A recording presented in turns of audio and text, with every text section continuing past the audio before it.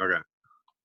Hello and welcome to SPINALpedia's Disability Employment Success Stories. My name is Tiffany Carlson and I am the Executive Director of SPINALpedia.com. So today we are joined by Shawn Dean from Minneapolis, Minnesota, and we are excited to share Shawn's employment journey with you. So, hey Shawn, thank you again for taking the time to share your story with us. No worries. Thanks for having me. It's great to see you again. So let's start by talking about your disability. So I know you have a spinal cord injury. So if you want to talk just a little bit about how you were injured and how long ago that happened. Okay, yeah. So I'm a C6-7 incomplete quadriplegic. Or once upon a time I was diagnosed as a C7 Okay. incomplete quadriplegic, and then like in 2010 I got re-diagnosed. So I was like Oh, C6-7 complete. So I'm kind of all over the map. But weird. yeah, it happened in '96. I dove into a beach, just this typical, run until the water hits your thighs and dive, and it was just shallower than it was supposed to be. So broke Yep. the neck, had fusion, all that good stuff. Rehab for 4.5 months. 4.5 months. How old were you when you were injured?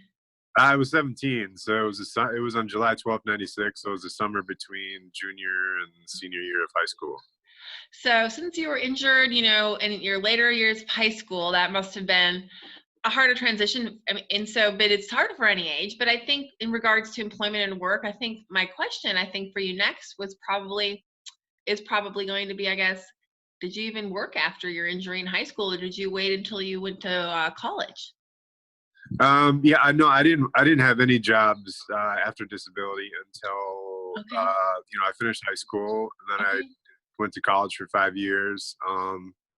And then I went to law school. There Okay. was a year off between college and law school, and I was kind of kicking the tires on trying to find some temporary work. But back then the rules about, as I'm sure you talked about with other people about, you can only work so much without losing your benefits and stuff. They were tighter back then, so like Oh, they were.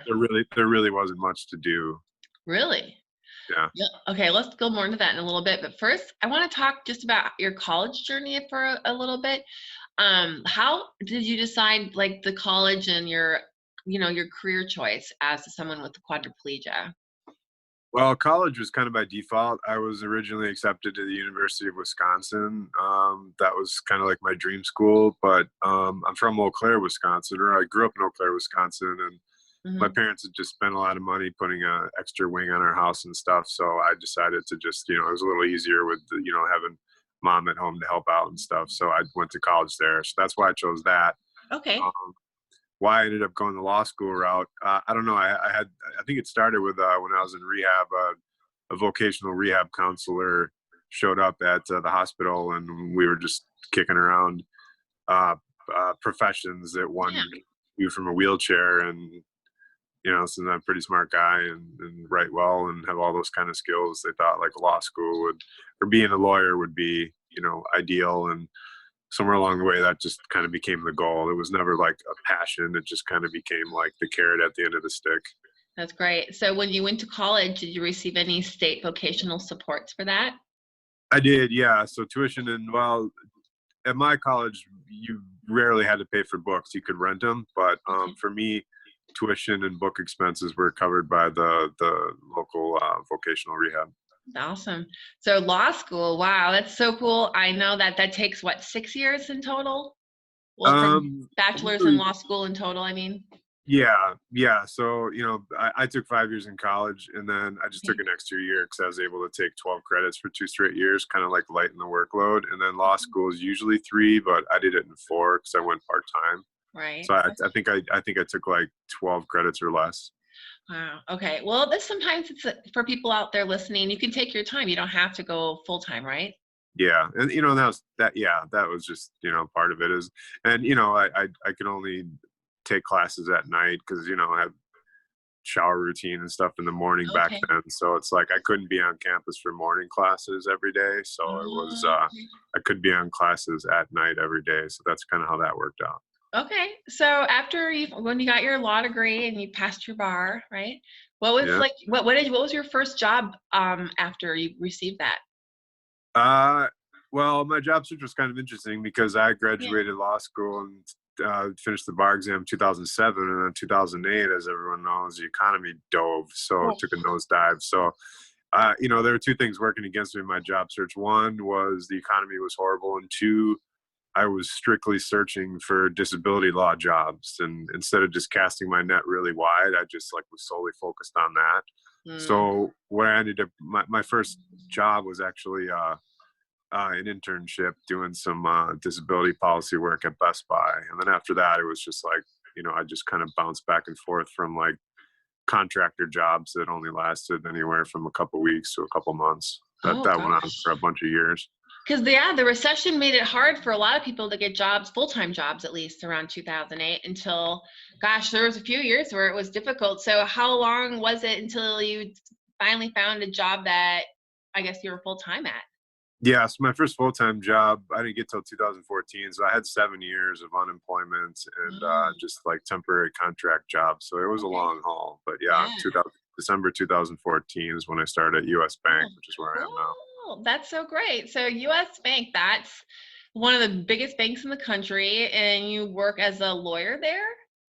No, I do. The law degree like got my foot in the door. I don't do legal work. I do anti-money laundering and Bank Security Act work. So right now, I started off as a AML investigator, and then now I work in one of the wealth management departments.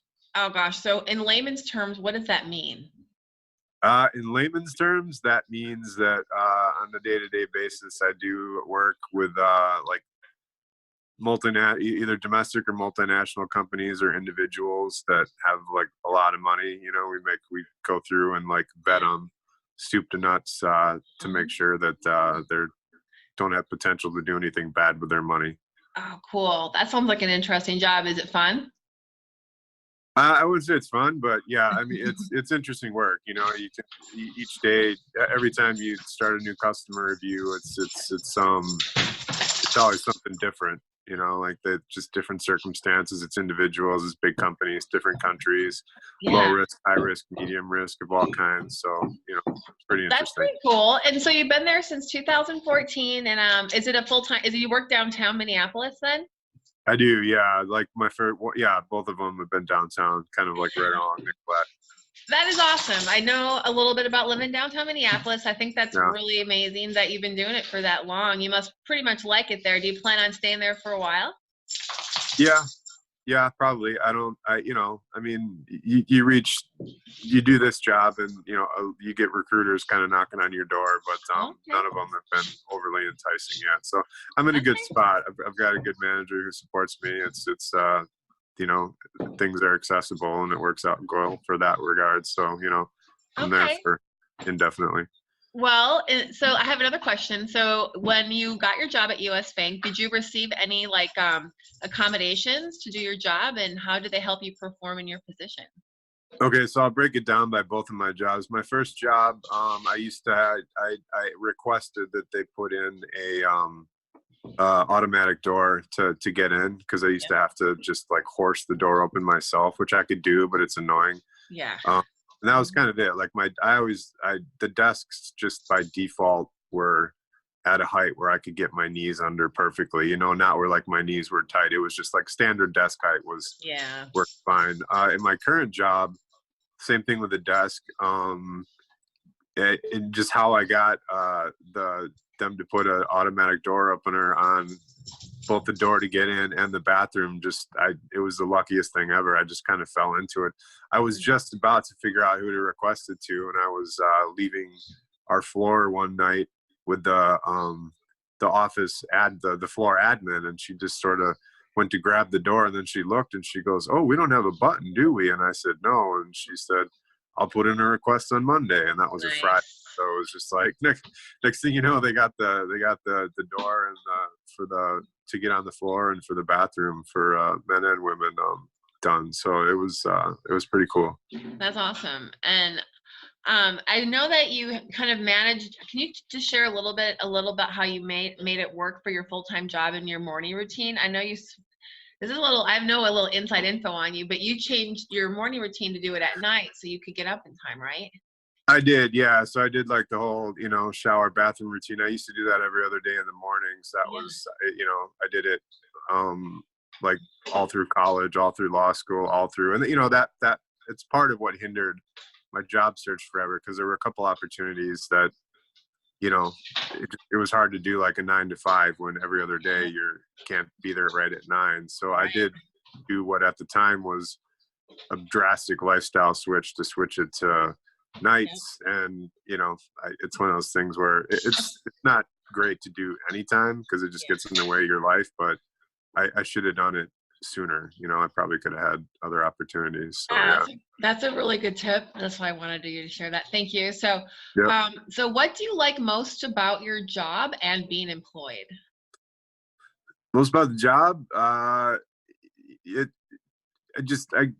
get my fingers in a lot of different things. I mean, I don't do just one thing. In our department, I can do like half a dozen different things, and some can take like minutes, some can take a couple days, and so it just kind of like keeps you on your toes. Some days you like to just get stuff, knock it out. Sometimes you like to kind of get your hands a little in there a little bit more. Just being employed in general, I mean, it's just you're just one of the rest of people in society. You're being productive, you're getting out there, you're out of the home. Absolutely. That's kind of my next question which is, why do you think being employed with a disability is important? You kind of already answered that, but if you want to share a little bit more. Yeah, I mean,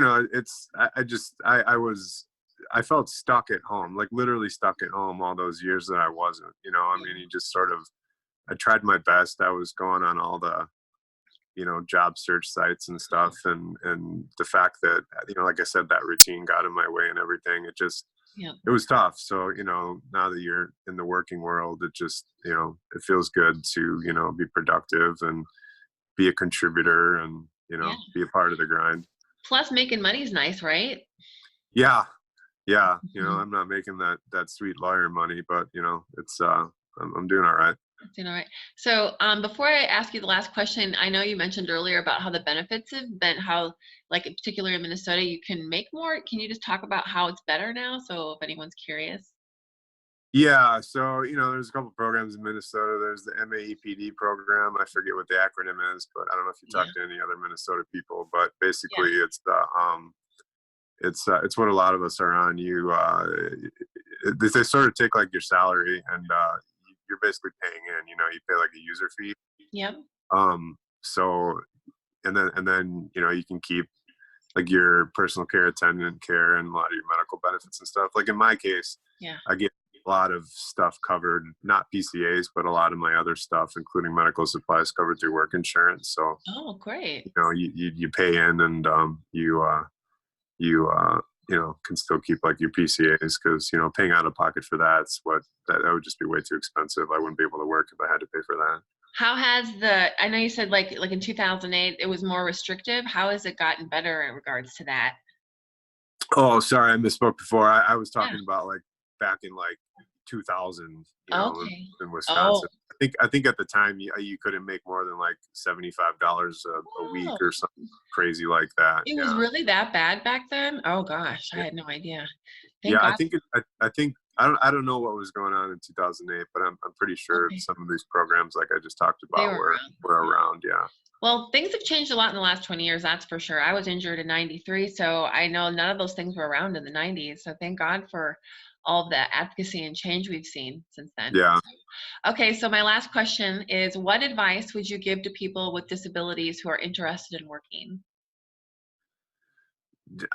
Just get out there. I mean, I think that for me, once upon a time, like the biggest hurdle was just trying to figure out like the benefits piece and stuff. I know that scares a lot of people. I've talked to a lot of people with just my own disability advocacy work, and it's where there's a will, there's a way. I mean, your boss, like he's a friend of both of us, and he's a go-getter, and he knows a lot of those loopholes. So I mean, there are resources. I just mentioned a few. So there's plenty of ways where you can still make money and keep your benefits, and in many ways you end up kind of on the better side of things usually. So that's really cool. Well, thank you so much, Shawn, for sharing your employment journey with us. Your employment journey is sure to help many people out there with their future search. So thank you again. Hope so. You're All welcome. right. And I hope that one day you find a job that pays you the big lawyer bucks. We'll see. Okay. Awesome. Have a great weekend. Thank you. Thanks, you too.